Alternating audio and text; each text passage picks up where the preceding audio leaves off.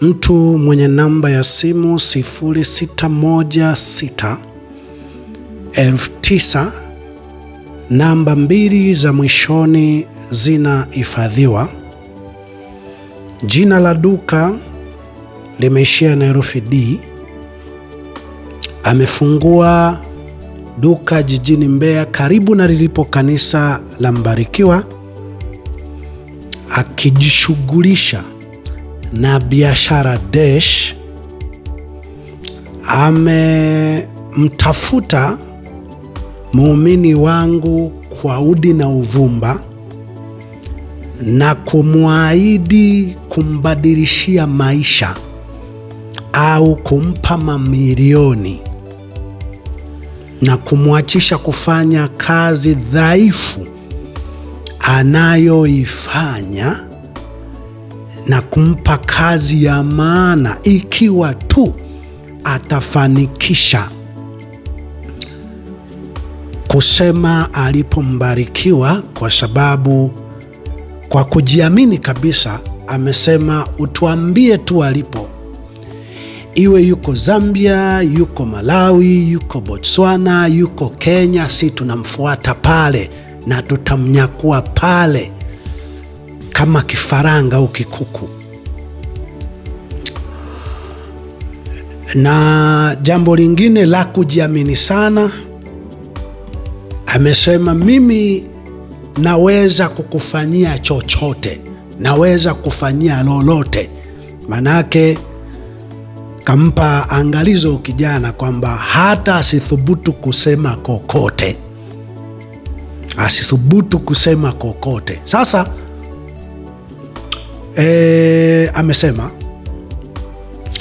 amesema na kifupi, kwa mlioona thumbnail nimeweka picha ya huyo kijana wangu Helbert, sio ambaye amesema naye, lakini nimejua ndiye ambaye mungemfahamu kirahisi kwamba ni muumini wangu,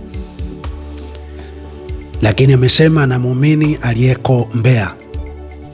Nikiwa najua, alijua muumini huyo akitoa taarifa zikanifikia atamdhuru muumini huyo, na wala hakuna na maisha, wenyewe wanasema maisha yataendelea.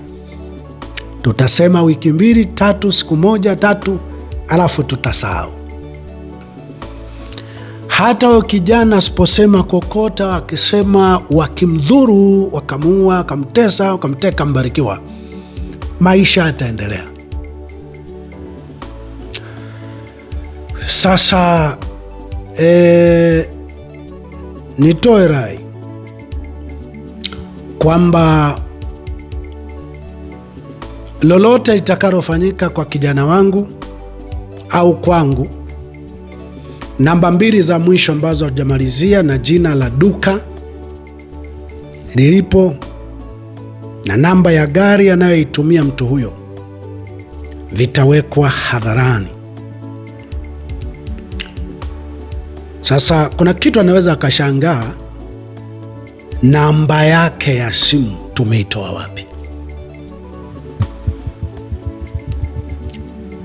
Akijua namba yake ya simu tumeitoa wapi, tumeipataje? Inawezekana atajua Mungu ni watu, na inawezekana Mbarikiwa yuko hai kwa sababu palikuwa na watu wenye kusudi jema ambao walitumika kuyaokoa maisha Mbarikiwa, na huenda mpaka kesho maisha Mbarikiwa yatakuwa salama, licha ya mipango mingi ambayo mapepo ya kina Samia, kwa sababu akina Samia amekaa tu mahali, kina Makonda, kina Mwiguru, kina Wasira, kina Kikweta, kina Mafwera, kina Abduli wamekaa mahali, mapepo yanalukaluka huko mitaani kuangalia kila atakayepinga mauaji, atakayepinga dhuluma effectively kwa sauti kubwa, atakayewapinga wabaya kwa sauti kubwa hataishi. Na Mkunda amesema hatavumilia vitendo vya utekaji, ingawaje taendelea kumletea picha kadha wa kadha za wanaotekwa, za miri inayopatikana Matamba za mfanyabiashara wa madini Arusha, kwamba hao wote wanatajwa walichukuliwa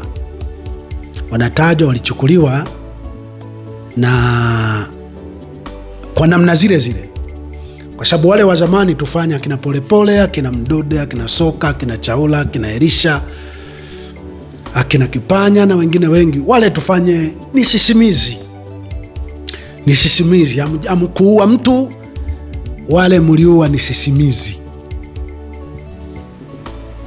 Mmesema watakaoanza kutekwa sasa wataitwa watu. Basi utaendelea kukumbusha kwamba watu hao wanatekwa. Kimsingi tunafahamu umesema kwa sababu ya makubaliano gani. Kwa mmekubaliana sasa muonyeshe kwamba nyie ni binadamu kamili, sio mashetani, sababu mmeshiba damu, mmekunywa damu zimetosha. Anyway, nirudi katika mada ya taarifa ya Mbarikiwa tampata popote. Kwanza niseme mtoto wangu wa pekee, binti yangu Sifa, ambaye alibadili sasa akawa anaishi ndani kama mtoto wangu, Messi, nikitaja majina kama hayo akina Messi, wahusika mnajua, na wengine wameuawa. Kwa sasa mimi nina usugu wa kushuhudia waumini wangu, ndugu zangu kuuawa, kwa sababu pia hata ziko taarifa za intelijensia mbinguni kwamba liko wazo pia la kutaka kuua moja ya mzazi, aidha wa mke wangu au mama yangu, na kwamba pengine hapo Mbarikiwa atakuja msibani au mke wake atakuja msibani na ndipo tamshikilia au kumuua. Niwaambie mimi kwa sasa nimesha kuwa sugu wa kufiwa,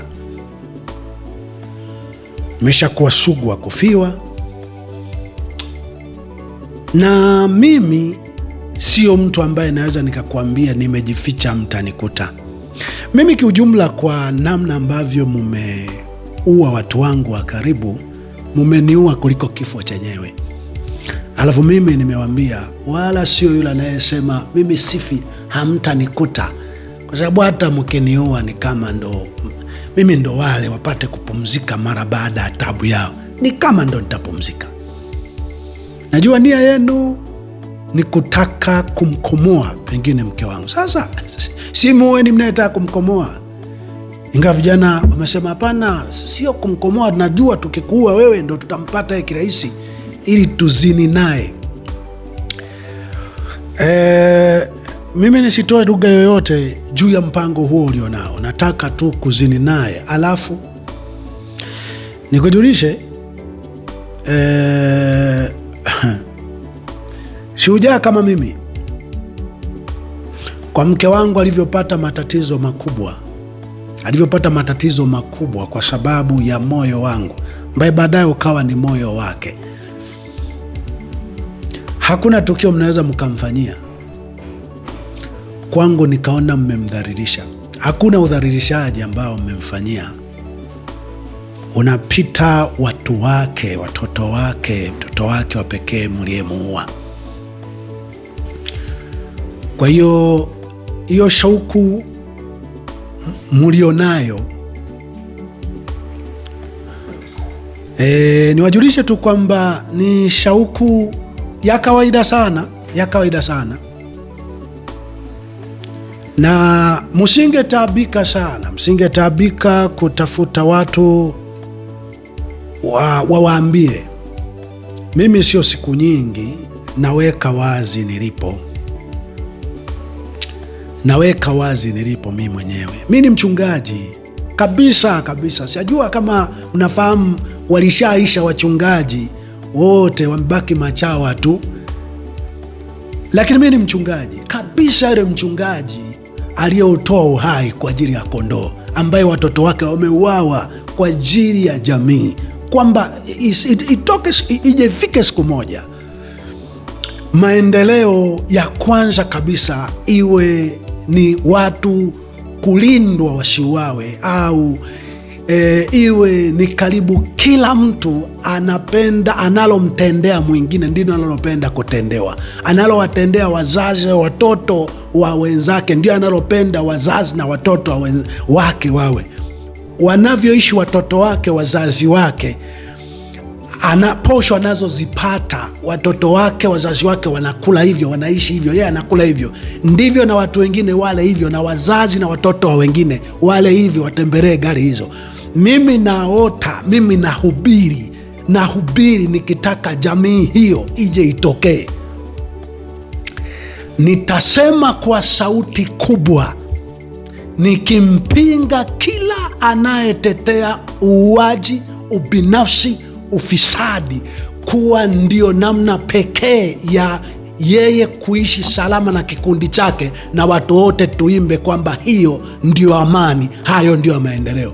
Nitampinga kwa jina lake kwa sauti kubwa kuliko mwingine yoyote. Wakati fulani nilipoambia mimi nitaongea kwa sauti kubwa, kuna watu wanasema tutapitisha propaganda mpaka utanyamaza. Kunyamaza sio mimi, wakunyamaza sio mimi. Mimi nilimwanga, nilitari kubwa inakaa mlimani, ambapo giza yoyote na vimvuli vyovyote akavyoweka kujaribu kuziba mwanga huo utapenya.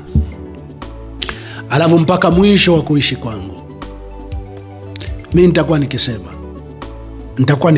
nikiwa sehemu watakaponisikia watu wengi nitasema, nikiwa sehemu wanaponisikia mmoja, wewe jua nasema. Kwa hiyo mimi sio wale ambao kwanza kujificha kwenyewe, kujificha. Nani miongoni mwa wanaotajwa kukimbia, nani anayeongea na kuhubiri kanisani? Nimepata habari ya mnaoenda kukaa kwenye msingi wa fensi fulani ya kijana fulani karibu na kanisani pale. Nimepata habari ya mnaozunguka, mara mnatuma mtu fulani pale aende nyumbani, aende pale kanisani. Nimepata habari zote. Mimi niwaambie kwa sasa, nendeni tu kanisani. Kafanyeni research yoyote. Njoni tu, fanyeni research yoyote. Kasoro mkienda vioni mtasindikizwa, chooni utasindikizwa. Na wakati mwingine kwa sasa, kwa sababu damu ambayo mnahitaji zaidi ni Mbarikiwa, basi uweni yoyote ili mumkomoe zaidi Mbarikiwa.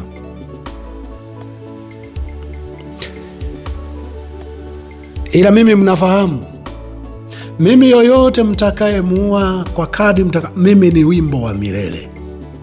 Mimi ni wale wataongea mpaka unakufa au mpaka nakufa, mpaka haki, fidia ya uhai wa mliowaua mtakapoilipa. Mimi daima nitabaki kudai kuhubiri fidia ya watu mliowaua kwa mujibu wa Biblia, na kukukabili yeyote unayejaribu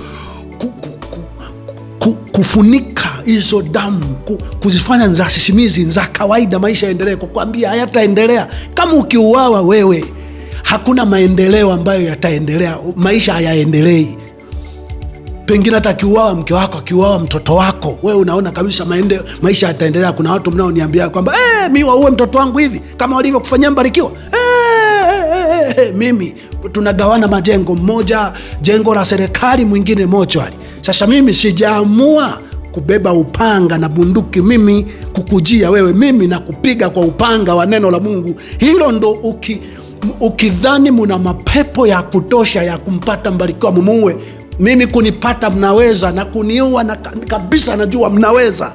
Ila kimoja tu mjue, mimi nikiwa hai nitatumia upanga wa Roho ambao ni neno la Mungu kuwapinga. Tena nitawapinga kwa sauti yenye uwezo, yenye bidii, mpaka mnaanguka, mpaka malipo ya damu mlizomwaga yatalipwa. Ni malipo gani? Katika Hesabu nitasoma, nadhani ndio inayowakera sana. Hapana, tuzite za sisimizi, maisha yaendelea. Hapana, ni damu za watu. Kama wewe ukiwawa, ukifa, watoto wako unayaona maisha hawezi kuendelea, basi na ulioua ndugu zetu, mtoto wangu wa pekee, watoto wangu wa karibu, ulipoua, maisha mimi hayaendelei. Kwa hiyo mimi nitahubiria tu hayo. Nitakuhubiria kwa kutaja jina lako, nitakuhubiria kwa kutaja jina, kwa sababu nyie mijusi tu, mapepo, nyie sio bora kuliko watu waliotangulia, kuishi. Mtu mmoja, askari mmoja niambia, Mbarikiwa, usiwe tayari kufa kama walivyokufa watu wa Biblia. Sisi wa sasa hivi tuna roho mbaya kuliko watu wa Biblia. Shetani ni yule yule bwana, shetani ni yule yule. Hamna mateso ambayo yanapita kufa. Mwisho wa yote, teseni mnavyotesa, mmelenga mtu afe, na baada ya kufa basi ndo kilichotokea huko nyuma, ndo kilichotokea. Lakini kubwa tu mweze kufahamu ya kwamba nyie sio bora. Yani nyie sio bora kuliko watu. Nyie mpaka mtu ambaye mnajua anahubiri Injili sio yule naye ongea ubaya wenu effectively kwa majina yenu. Hapana, sio mimi. Najua mnataka kusilence kila mtu, mufike mara hii dunia onekana kuna mhubiri aliyekufa, aliyeuawa, aliyeishi akiwa mhubiri mpaka nakufa. Mimi mpaka nakufa nitakuwa mhubiri. Sasa mlipoua mwanangu kwamba mmemjeruhi nyati, sasa hataona ni mti ni nini. Kikubwa ni la haki na la kweli, nitasema kwa sauti kubwa. Sasa akina Sauli walipokosea,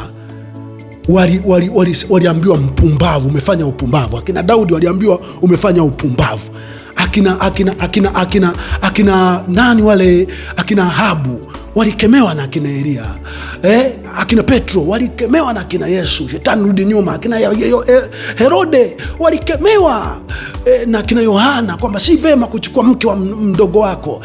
Nani mtu ambaye aliishi kule nyuma? Yeye alikuwa dhaifu. Nyie wa sasa kunguni tu nyie bwana, kunguni tu nyie, kunguni nyie. Nawaambieni nyie, shetani yuko ni mbaya wa roho kuliko ulivyofundishwa wewe.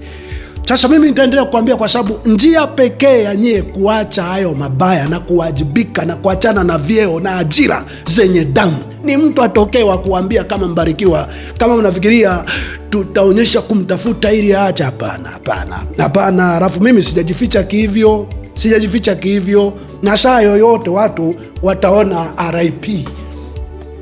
Saa yoyote watu wataona RIP kabisa, wataona Mbarikiwa amepatikana tayari. Sasa mimi sawa, sijaiba, sijaua mtu. Mimi natimiza wajibu wa neno la Mungu, mimi. Kwa hiyo swala la kwamba sijui kuna mtu amelipwa, wanajua ndo atapata cheo, kazi kubwa, atapewa posho kubwa, amelipwa, tengeneza timu, mumtafute mpaka alipo, kwa sababu hiyo ni spika kubwa ya Mungu duniani. Tunataka tuzime kabisa, tuyaache michawa tu ya Rakatei, Makatei, Makandochi. Hiyo ndo mijitu ambayo tunataka tu, hiyo inaitwa inahubiri Injili. Hamna. Alafu mfahamu, sasa mshachelewa. Sijajua timu na watu wa roho yangu mtaua wangapi. Mshachelewa, waishatokea watu. Mtaua Mbarikiwa watainuka 10. Sembuze tu hata watoto wangu, si ndio wao mmeua kadhaa. Mnaona si watu wanaongea. Sasa mimi ilibidi wawe na roho yangu. Mimi ndo ninachofundisha. Mimi sifundishi kwamba watu sijui mfuateni Yesu. Mimi nasema nifuateni mimi kama mimi ninavyomfuata Kristo. Piteni ninamopita, alimopita Kristo. Mimi ndo. Kwa hiyo watoto wangu tu mnafahamu kwamba mkiniua mimi wataongea kwa sauti kubwa yenye kukera, yenye kuiamsha damu iinuke ilipe kisasi. Lakini zaidi ya yote, watu wengine wote, mimi hata walionitukana, walioshangilia kifo cha mwanangu. Kuna kijana mpaka leo anashangilia kifo cha mwanangu, mpaka leo. Anaitwa Kuhani Mwakarambo, mpaka leo anashangilia kifo cha mtoto wangu, mpaka leo anasema tu ile lugha aliyosema Said Hussein Mansoro kwamba tumeua mtoto wa Mbarikiwa kwa sababu ya ukaidi. Mpaka leo nimeona mahali fulani nimecomment anasema mwambie aache kiburi, aache ukaidi, lakini na kenyewe kanajifanya kanakemea serikali, kanakemea utawala wa damu. Nikasema mbona walikadunda siku ile wakati ule wa maandamano, wakasema mimi nimepigwa nijaribu. Nikasema haina shida. Umeanza na wewe sasa hivi unaanza kuona kuna mtoto wa Mbarikiwa ilikuwa sisimizi. Sasa hivi umeanza kuona kuna waliokufa ni watu. Hao unajua kuna mamlaka ya damu imewaua. Umeanza kujua.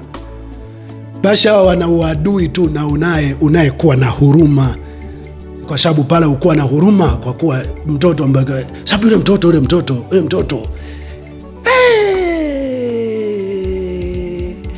yule mtoto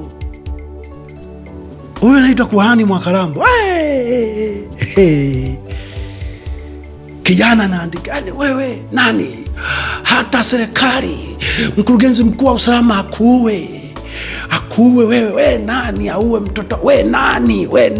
Serikali iue. Au wengine ni nani? Serikali imeua. Sawa bwana, sawa. Lakini mbona mimi nitabaki kuhubiri kwa kusoma Biblia.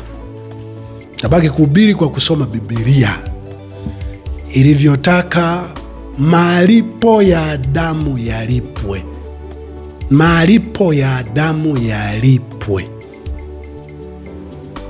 Kama hilo ndio unalopigania huko na kule. Mbarikiwa hajui kusema. Biblia inataka nimseme aliyekosea au anayetetea kosa, nimseme anayejaribu kufunika dimbwi la damu, aliyeshiba masufuria ya damu za watu kwa kuyanywa. Kwa nataka wengine tuseme maisha huyo inabidi nimseme na nimkumbushe. Kwa hiyo yoyote atakayekuwa anasema katika nyie wanywa damu, wala damu, wamwaga damu, ambao vitambi vyenu, vyeo ni vyeo vya damu, mimi nitawasema mpaka dakika ya mwisho. Pangeni lolote. Na uzuri mimi nikiishia hapa leo sawa tu. Mimi sio wala ambao najua mnataka kukomoa mke wangu. Mimi Mungu aliniweka mbele yake, na bila shaka alimjua kwamba anaweza kubeba msalaba wa aina yoyote. Amebeba mpaka sasa, amebeba popote atakapoishia, kwa sababu ya vile mtakavyomchanganya. Alhamdulillah.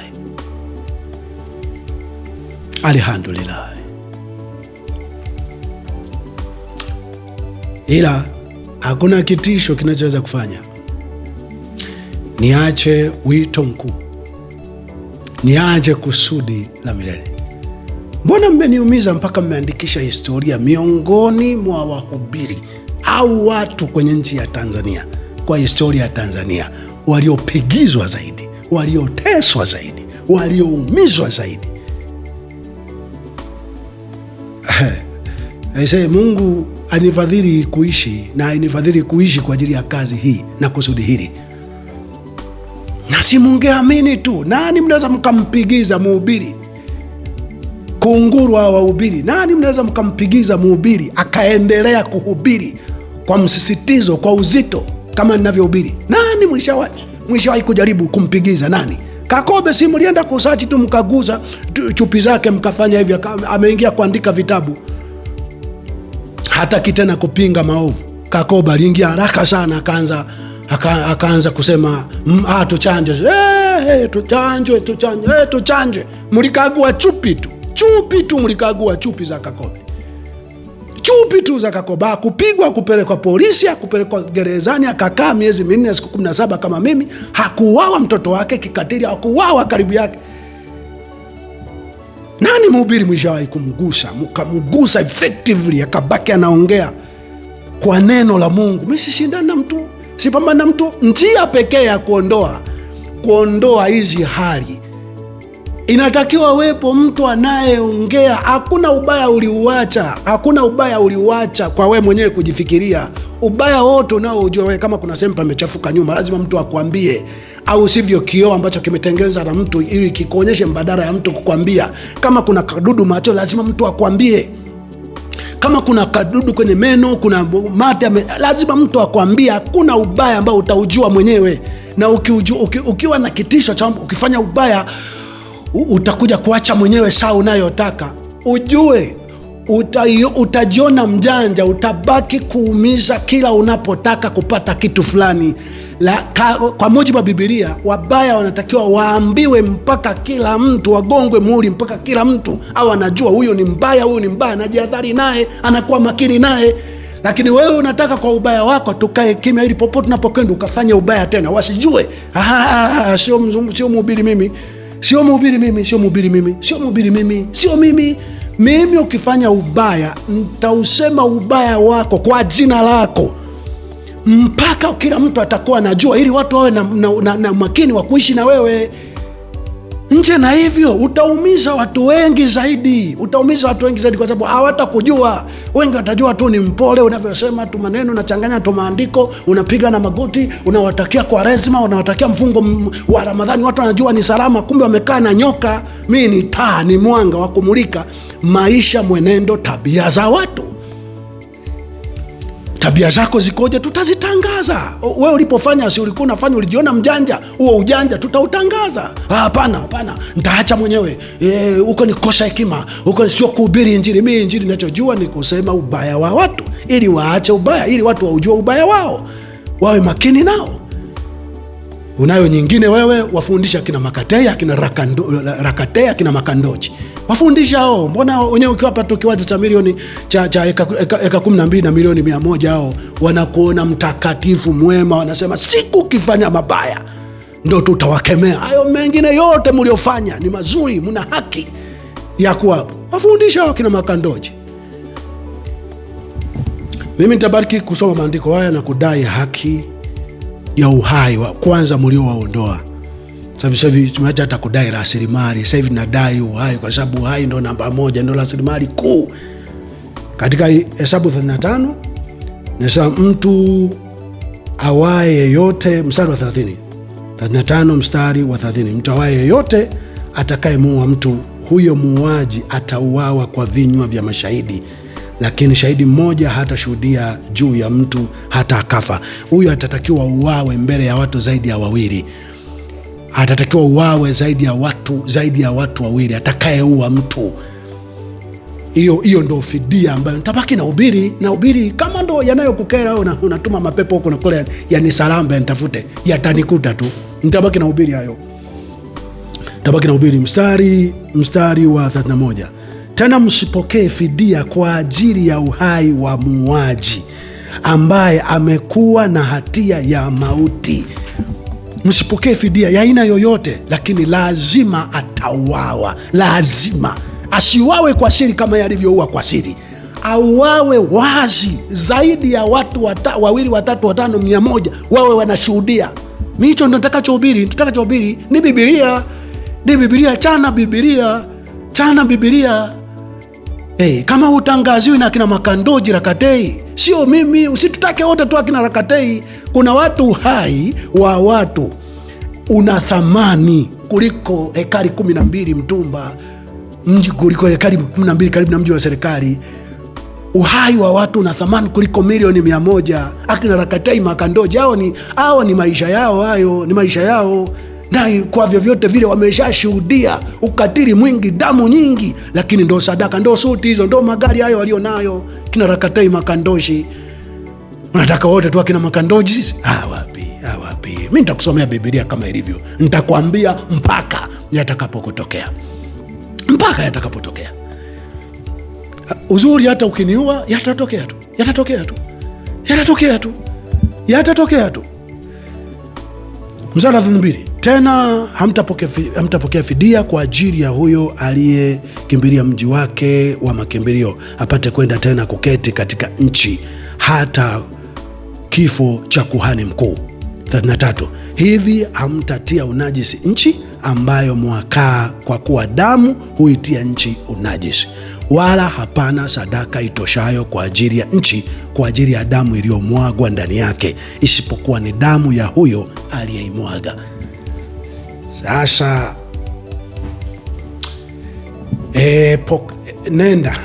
nenda huko nakotaka kwenda, kamtafute Mbarikiwa. Nimekwambia tulia tu, nitasema mwenyewe. Niko kwenye harakati za mwisho kabisa kusema nilipo. Humu tu hapa tu, mimi ni kama tu polepole ambao watu wanaanza kumbe alikuwa hapa, alikuwa anasema yote. Niwe wapi sasa? Dunia ni kijiji, niwe wapi? Mimi sio kama wanaharakati wengine ambao wamechanganya na kauzinzi kidogo, na wenyewe wameshawahi kuua kidogo, wameshawahi kuonea watu ambao hata wakienda kwenye ofisi fulani wanapokelewa kwamba hawa ni wenzetu. Mimi mwanga wangu unaingia unamulika hata kwa wale ambao wanasaidia watu. Akifika nikawahadisia, ndo yule mwenye haki, mtu mwema, huyu hapana, huyu hata kama tunasaidia walioonewa, wanaoteswa, huyu isiwe rahisi hivi, atachochea bila shaka spirit fulani, nguvu fulani inakuwemo ndani yao, kwamba atachochea watu wema zaidi. Watu watajua ukiwa mwema unaweza ukawa salama, wataanza kuwa wema. Kwa hiyo mimi sio kirahisi hivyo, kusurvive. Hata humu nilimokimbia, nilimopita, mimi nimehenya kuliko yoyote unayejua wewe alikimbia, yeyote unayojua wewe alikimbia nchi yeyote, mimi nimehenya. Ila kila nilipokuwepo, mateso yanavyozidi zaidi, mimi bado niliongea. Mimi napanda baisikeli, ndo usafiri. Mimi naenda kununua mboga za majani. Mimi naenda sokoni, nafua nguo. Mimi nyumbani nina mashine na kila kitu, na maji bomba, maji ambayo unapima centigrade ngapi ya kushukia, unapima kidigitali kabisa. Napita humu, naoga yoyote, na kunywa yoyote, na vaa chochote. Kwa hiyo mimi nachojua, Biblia inasema hawa ndio wale ambao ulimwengu ukukubali kuwa nao. Kwa najua siwezi kujificha kivile. Na mwisho wa siku tajiweka wazi tu, niko hapa, njoo nichukue. Kabisa. Kwa hiyo wala usije ukawa nafikiri, lakini hao mnaopanga wawaambie, au sijui mukiwaua, kiwadhuru, si Mbarikiwa. Anyway, asante kwa kunisikiliza.